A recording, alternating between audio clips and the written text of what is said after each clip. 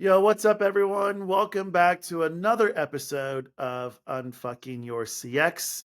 I'm your host, but you all know that you really care about who's in the hot seat. And I am so fortunate to have Pat along in the hot seat today. Pat, welcome to Unfucking Your CX. Thank you. Great to be here with you, Zach. Yeah, you and I have just recently connected on LinkedIn, and we both have just this absolute passion about what's next, right? How do we move this discipline forward? How do we actually up level the discipline to being essentially a business function or a business system within organizations versus just a program or an initiative? So I'm looking forward to the chat today. Pat, if we were having this in person as two colleagues, set the scene for us. Is it in a coffee shop, your favorite pub, a restaurant? Like, where are we going to jam out for a little bit? Great. Yeah. So probably we wouldn't be at any of those places. Maybe I'm a bit influenced because I just came back from a few days doing a hiking trip, but I would probably be somewhere outdoors. I love going outdoors. I love riding my bike or doing a hike. So we would be doing something like that, riding our bikes, I hiking, love and that. talking about what we love. Yeah, yeah, I love that. I get so bored on bike rides, just sitting in the saddle for that long. But I'm just curious, where were you recently at hiking? I went to Arizona. I went to the Grand Canyon, Sedona, and to Monument Valley. All Oh, amazing. it's absolutely stunning, isn't it? Yeah, it's beautiful. I loved it. I'm afraid of heights, so some hikes were hard for me, but it's still fun. Now, did you train specifically for hiking before you went out there, or are you're constantly just fit, so you just went for the hike? I just went for the hike, so I do exercise a lot, so it was like nothing that I needed to prepare for. I didn't do anything crazy, but still some challenging ones. Very cool. Good for you. I'm looking forward to getting out and hiking myself this summer. So, Pat, you have been in this industry for a while with customer experience. You've co-founded your own company. What is that one topic in regards to customer experience that when you hear it just makes you cringe? I have to say that for me, when people tell me, oh, my voice of customer program, and if I ask them about it, they just say it's NPS. Oh, I'm sending surveys and getting responses. Probably that's what frustrates me the most. Yeah, I think a lot of people confuse that, right? I think it certainly did when I first started leading customer experience is I got asked to lead our customer experience initiative and our CEO knew that there was like a couple survey touch points Mhm. and we had this NPS score. And I think a lot of people think that it's just like to check the box, right? Yeah, I feel like a lot of companies just have to do NPS, even, and I don't know where it started, but somebody told that if you need to use that metric and then you start using that metric and you don't even know why. But it's funny because if somebody asks you what is customer experience, you'll probably hear so much different responses, so many different responses from that. Some people will say support, which is not true. It's not only support. Some people will say sending service, which is not true. So I think it's hard to really define customer experience, but it's definitely like it's not sending service only in and by itself. Yeah, I it goes back to that piece of like voice of customer is confused with customer experience. Those two aren't the same thing, right? Customer experience is very active. It's a verb. Like you're constantly in motion, you're taking action. Where voice of customer is very much listening and understanding. And to your point about NPS, I've written about it a lot. We won't go down that rabbit hole today, but ultimately, what I experienced was, my CE, he didn't even know what NPS stood for or how to calculate it, but he knew in his CEO networking group, they were all talking about NPS. So he wanted an NPS score so he could say, here's my NPS. Is this good? Is this not good? He wanted to be able to compare it. He wanted to be able to say, hey, we're customer centric or we're in customer experience or whatever that may be. And Pat, I'm curious your thoughts before we get into player tips. If you think about just kind of that isolated survey, What is the risk that brands are taking by only listening to customers in a survey? So there's a lot of risks that come to my mind. I think the first thing is that it's only the more vocal that are answering the surveys, whether it's in a very positive way or a very negative way. Normally, you have like the extremes, the opposite side. So people that are very frustrated with you or people that are very happy with you.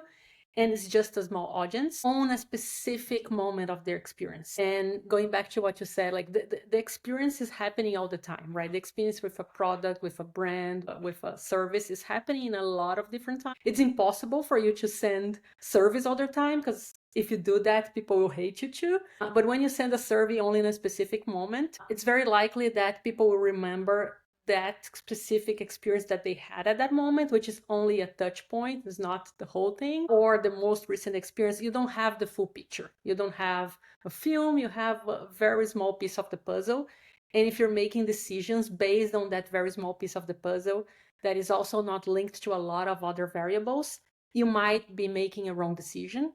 It might be almost be used like as a vanity metric, going back to what you said about your CEO. So I just want to have a metric that I can compare, that I can use to tell others, report to my investors or anything. Is not really helping you move in the right direction. Yeah. And the other thing that you made me think too, when you're talking about customer experience and voice of customer, I deeply believe that for you to really deliver great customer experience, you really need to listen to the voice of customer. And when I think of voice of customer, I think about both the told and the untold. The told can be survey, of course, can be a review that I'm giving, can be even interactions that we're having on a daily basis, talking with support or talking to my customer success manager or whatever. So everything that I'm telling in an experience, whether it's prompt or not, and the untold, which is what I'm doing. So where am I clicking? What is happening? What are the bugs that I had? If we connect those two pieces, then you have the full voice of customer that's telling you where is the friction in the customer experience that you can address by fixing the product, by fixing pricing, by fixing even your communications, positioning. So customer experience is delivered through a lot of touch points, but you need to listen to the customer to deliver that.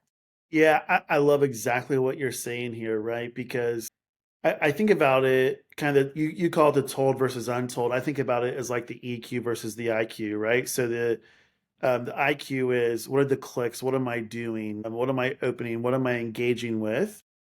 And then the told or the EQ is why am I taking that specific journey? Why am I going down that specific pathway? And I think the other thing too is even now, like if we think about just the different generations, stories are being told about your brand in so many different channels, right? So they could be directly with your organization, like you just mentioned, right? Your surveys, it could be online, it could be in your support chat, wherever it may be. But there's also this story being told about your brand indirectly. And that's happening on social media channels. That's happening, on your Google reviews, for example. And so that's like a major blind spot, especially when you think about consumer demographics and the younger generations are more of the indirect feedback than direct feedback. And so when you think about, brands just having this like perception of I'm doing customer experience because I'm just listening in surveys, they're really just handicapping their own brand, but of staying relevant, if that makes sense. No, no, no, it does. And I think the other thing that a lot of people get wrong too, and I don't know if I put it that way, but like maybe people are too hyped about right now, is automating your support and thinking about that as customer experience. And again, I feel that every time that companies try to find like the holy grail, the one shiny object that will be like their metric for great customer experience or their go-to for customer experience, that's when it breaks, right? That's when you have the problem with the brand, because again, like the experience is happening everywhere in every channel, and if you don't connect all of that, you're missing the dots. And at the end, if you think of us using a product, using a service, in most of the cases you just want to go there and do it. You don't want to talk to somebody to have what you want. You don't want to have somebody in between you and the job to be done that you have, whether that somebody is an AI agent or a human agent or whatever. You want to get there with no friction. So the service will not answer that only, right? If you, again, go and rely on a survey, you will not get that information completely. And if you only focus on investing and building a great chatbot, you will not get that too.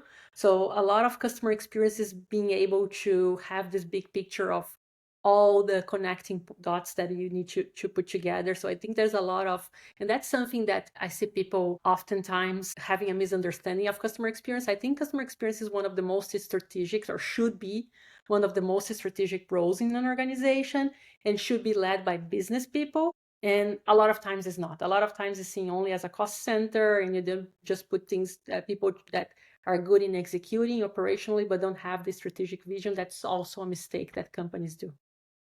Yeah. I, I'm with you. I've had a lot of conversations with CX leaders and professionals and practitioners here lately. And one of the questions that I've just been very curious about is their understanding of how their business actually works. Like, have they listened to an earnings call if they're a publicly traded company? Have you read your company's 10K? And I'm actually shocked with how very few CX professionals really understand the business. Like, and I think that, and we're going to get to your how do we shift the mindset, right? From customer experiences only listening and surveys to really taking action. But I actually think, Pat, like that is where our discipline died. Is we have a lot of incredible insights managers, but not business leaders leading these specific functions. Yeah, and I'm thinking here's like the chicken and the egg, right? What happened? Did we get put in that position? Did we put ourselves in that position because we didn't position as strategic? And I don't know where the problem started, but I completely agree with you. And I see a lot of people, and even myself, like, well, we need to give CX a seat in the table. We need to make CX and voice of customer one of the main drivers of decision maker inside the organizations. But if we as CX executives are not thinking of the business, are not understanding the business, are not looking at business metrics and correlating what we're getting from the voice of customer to the business metrics, we won't be heard. So it's hard for you to, if you want to be heard and you don't bring information that other people, not they want to hear, but you don't bring the information in the language that makes sense to them, if you don't bring the metrics that make sense to them, if you don't show the impact that you're going to have in the business, is right, it's hard for you to get that position. But at the same time too, like, just to remove the burden a little bit only from the CX person, the company needs to have that mindset too. They need to give that space to us. They need to also understand that CX has to be in the conversations at least, so this exchange of information happens. Yeah, 100% agree with you. I mean, I fought for that when I was leading CX at Aaron's, and then of course as I shifted over into technology, and really coaching practitioners on how to really embed CX as the system in which in which your organization works. And what I've realized is because as CX leaders, we don't own those specific business outcomes, right? If you think about it, if it is increasing digital revenue, if you're a retailer, the e-commerce leader owns that specific metric, right? If you are a COO and you have to increase your same store sales by 3.5% this year, well, the CX leader doesn't own that metric, right? So, how do we influence those specific leaders on the frictions that they should prioritize? And I think this is how you shift that mindset, right? Between customer experience is just a VOC program taking place in surveys to what you said at the very beginning, customer experience really is action. So, if you think about your player tips, Pat, what's player tip number one on how a CX professional can shift their thinking? I would say my tip number one goes back to what you mentioned in somewhere in the conversation. Like, you need to understand the business. You need to understand where the business wants to go and what is the metric that the company is pursuing. I think that's number one, because again, if the company is pursuing growth, as you said, and I keep reporting contact rate or I keep reporting NPS and I don't show how that is relating to growth, I will never be heard because I'm not speaking their language. I'm not showing how I can impact the metric that everybody's going after. So first thing is understanding the business and understanding what are the needles that you want to move as a business, because then you'll be able to say, okay, how can I help with that? How can I bring the data, the evidence to help with that? Yeah, yes, 100%. I think it's every company, regardless of what industry in, they're really trying to do four things, right? They're trying to grow their revenue. They're trying to optimize kind of efficiencies, optimize operations, drive efficiencies that add EBITDA. They're trying to retain customers. So how do we prevent? And then, of course, reduce risk. And so when you think about those specific things, to your point, there's a lot of friction that happens across hundreds and millions of customer journeys every single day with your brand, because it's not a one size fits all journey. Every customer is going through their own unique journey. And so you really have to be thinking about what are those top customer frictions that are preventing us from achieving our revenue goal. But Pat, when I think about that, one of the things that I think is strategically missing from a VOC program is the financial data, right? The financial operations signals. So if you think about understanding the business and understanding what you're going after, how effective have you seen CX leaders be at connecting customer feedback to operational and financial data? Yeah, that's every time I talk to customers, to people about voice of customer and about customer experience, I say the feedback is one. It's a very important piece. Is what's going to bring the depth and tell you why something is happening. But you need to know what's happening, which is exactly what we talked about before, like the untold, the behavior, what they are doing, etc. And you need to know that by segments, because you can't analyze a whole group and think that everybody's having the same experience or everybody wants the same thing. You need to break down, of course, depends on the business, but you can look at active and inactive customers, or customers with more engagement, less engagement, customers based on their profile. So it depends on the business, and tied to that, the revenue, tied to that, how much money they're bringing to the company, how much they're costing for you to operate with them, and so on. Truth is that most companies can't do that, exactly because everything is siloed. So I have my even if you look only at feedback, you have the service, and when you're looking at service, you're not connecting the service with what happened in the contact center.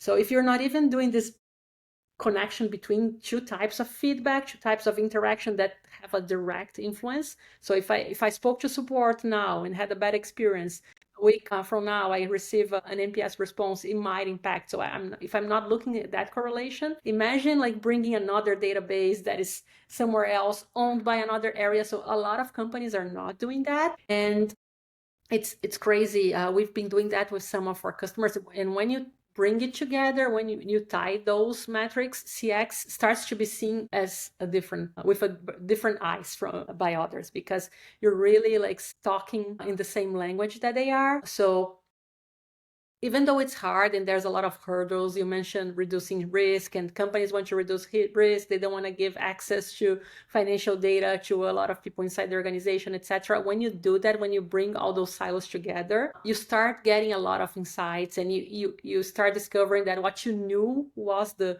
biggest problem that you needed to tackle, or the biggest opportunity that you needed to tackle, was not, because that was something related to customers that had very little revenue, or customers that were actually not relevant to your business or whatever. So having that color of who is the customer is very important. If I had to guess, I would say less than 10% of companies are doing this today.